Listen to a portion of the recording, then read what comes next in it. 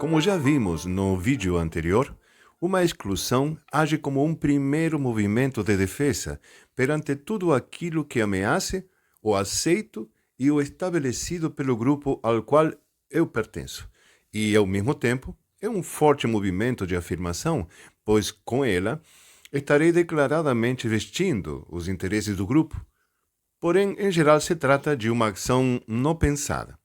As emoções das circunstâncias e a necessidade de estabelecer um certo equilíbrio aparentemente racional na nossa mente, para todo um grande fluxo de pensamentos e crenças do que é e como deveria ser, reduzem nosso campo de visão, ou afunilam, deixando muita informação importante de fora do conjunto de variáveis que ajudariam a tomar as boas decisões ou a fazer as melhores escolhas. Para que exista uma exclusão sistêmica, existirá a negação do direito do excluído a pertencer a seu sistema familiar. E esta negação poderá ser expressa, simples, direta, mas também pode ser sutil, desapercebida, descuidada ou até inocente. E temos que ter que esta negação do direito a pertencer, essa tentativa de omitir seu pertencimento, vem a acontecer em todas e cada uma das esferas dos interrelacionamentos humanos, seja no familiar, no empresarial ou no social, em todas as áreas. A exclusão sistêmica mais drástica, mais grosseira, poderá gerar um emaranhamento evidente e traumático. No entanto, as consequências de uma exclusão ainda sutil se fará sentir em todos os membros envolvidos em tal movimento, afetando o sistema como um todo. É interessante observar que a exclusão, que teoricamente poderia ser evitada através de uma ampliação da consciência, não acontece só ocasionalmente, e sim recorrentemente. É uma prática corriqueira nos interrelacionamentos humanos, e isto se deve à existência de padrões de comportamentos e sistemas de crenças que perpetuam desigualdades e injustiças, na procura de resolver de forma equivocada, de forma individual, o que só pode ser resolvido com a anuência e observação de todas as partes do sistema. Um caso clássico de exclusão pode ser observado dentro do seio familiar. Pode ser uma mãe que abandona o filho ou que o dá em adoção sem ter consciência da sua ação, ou um pai que o abandona antes ou depois de seu nascimento sem perceber a dimensão do que significa este abandono. Toda ação tem uma reação, não é verdade? A visão romântica da relação pai-mãe com o filho nos diz que o vínculo que existe entre eles deve ser um vínculo de amor, de respeito, de mútuo cuidado e extrema consideração. Mas esta visão romântica não é mais que um sistema de crenças construído nos últimos 500 anos, que é pouquíssimo tempo na formação neurológica do ser humano. Hoje, aceitamos como normal uma dedicação cuidadosa e amorosa para com os filhos, e como anormal quando é o contrário. Porém, considerar um modelo anormal, assim de plano, sem conhecer as reais e profundas circunstâncias que estão por trás dos desequilíbrios, seria uma simplificação irresponsável.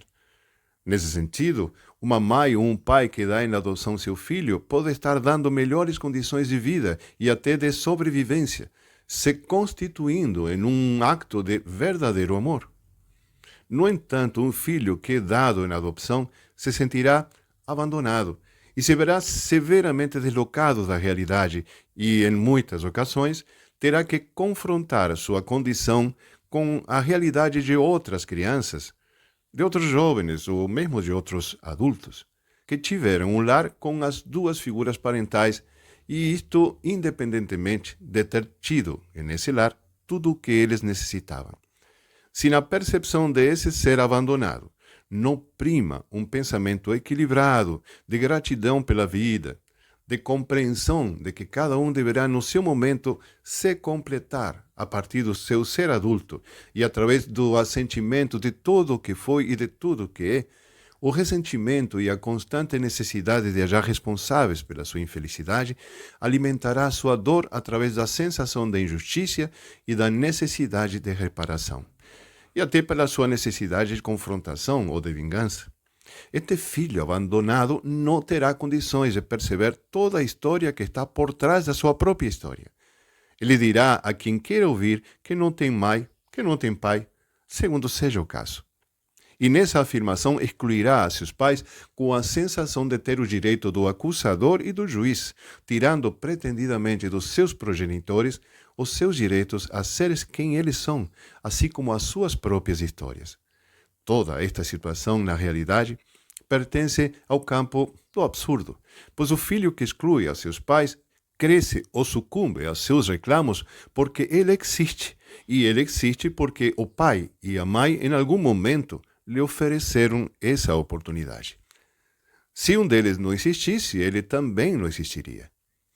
Cada célula de seu ser, cada molécula e cada átomo de seu corpo está carregado de informações genéticas, epigenéticas e morfogenéticas que chegaram através de esses, seus pais, aos que pretende simplesmente excluir pela graça do seu descontente. Nada disto é possível, a não ser forçando a realidade, gerando um emaranhamento que agirá na sua vida como um pesado lastre que lhe enfraquecerá, lhe afastando do êxito e da felicidade, na medida em que a negação de um dos pais, ou dos dois, resulta na negação de si mesmo, provocando um acúmulo de tensão psicológica, conflitos internos, ansiedade e até mesmo problemas de saúde mental e física. Os pais, por outra parte, são como são e deram o que tinham para dar. Graças às suas próprias experiências de vida, fizeram o que podiam fazer e, de alguma forma, foi suficiente. A negação de um ou de ambos os progenitores está no centro de tudo e quaisquer emaranhamento. A negação de um deles é a negação dos 50% de nós mesmos. Tudo o que se nega se carrega. E esta frase tão repetida ressalta a importância de reconhecer e enfrentar nossas emoções e experiências de maneira saudável, em vez de evitá-las. Ao fazer isso, podemos evitar o acúmulo de tensão emocional e promover uma saúde física e mental mais equilibrada. No nosso exemplo, temos que observar que os nossos pais podem ter tido vidas difíceis, podem ter nascido em famílias que já mantinham emaranhamentos sistêmicos, mais que complicados, sem ter podido modificar seus destinos. E quando isto sucede, sistemicamente, a responsabilidade de resolver os emaranhamentos familiares mais que possivelmente será nossa, se é que temos a oportunidade, através da percepção, da tomada de consciência, do assentimento e da transformação. Esse é o verdadeiro caminho de cura sistêmica, de cura familiar. Sofremos a dor do abandono, da falta de amor evidente, a dor de compararmos com outras realidades, até que, como adultos, percebemos, nem mais nem menos, que a realidade das nossas circunstâncias é esta e não outra, e que está em nós a possibilidade de fazer da nossa vida algo com sentido. Percebemos a vida assim como a necessidade e a merecida possibilidade de sermos felizes, apesar da nossa história, corrigindo no nosso coração aquilo que deve ser transformado, ressignificado, ressignificando o relacionamento com aqueles de quem recebimos a vida. Pois eles, em última instância, fizeram o melhor que podiam fazer e, fundamentalmente, porque estamos vivos e, como adultos, só nós temos a responsabilidade da construção da nossa história. A exclusão é uma ferida aberta até que exista a reinclusão. E dizer não tenho pai ou não tenho mãe mantém essa ferida numa teimosia infantil que, como adultos, somos únicos responsáveis. Exemplos de exclusões mais sutis, ainda que não menos graves, e que podem ser mencionadas em ocasiões como inocentes, são as que realizamos quando negamos o direito a pertencer ao sistema sem ter realmente consciência desse fato. É o caso de repetidamente negarmos a opinião de um irmão menor, quando não aceitamos alguma pessoa do trabalho, porque possui características que nos desagradam, quando apagamos a nossa vida ex-esposos ou ex-esposas sem reconhecer os papéis que tiveram nas nossas vidas, quando brigamos por uma herança e em outros muitos casos, em muitas outras ocasiões. Um caso especial de exclusão sutil e gravíssima é a que realizamos perante uma criança que não veio a nascer.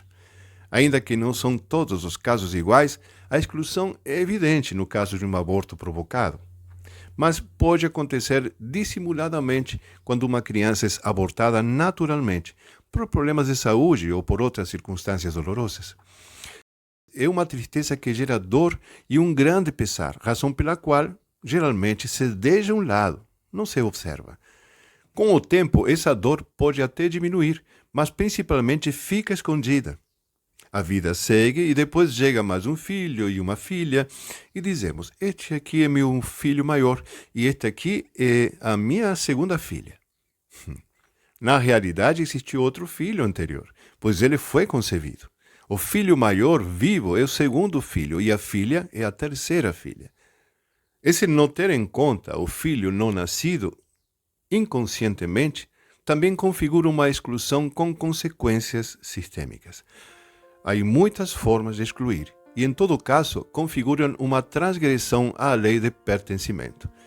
A regra geral nestas situações é que toda e qualquer exclusão gerará no inconsciente do sistema familiar as condições e as circunstâncias para evidenciar este desequilíbrio, para que alguém contribua para a sua resolução.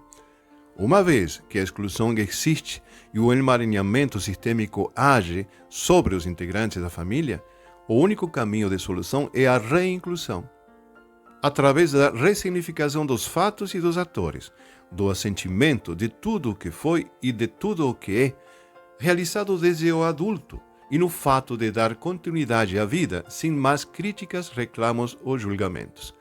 No sincero convencimento de que nada de tudo aquilo que nos trouxe até aqui poderia ser diferente, e tendo em conta que só poderemos intervir no que aconteça de aqui em mais. Um abraço a todos, muita luz. Até logo.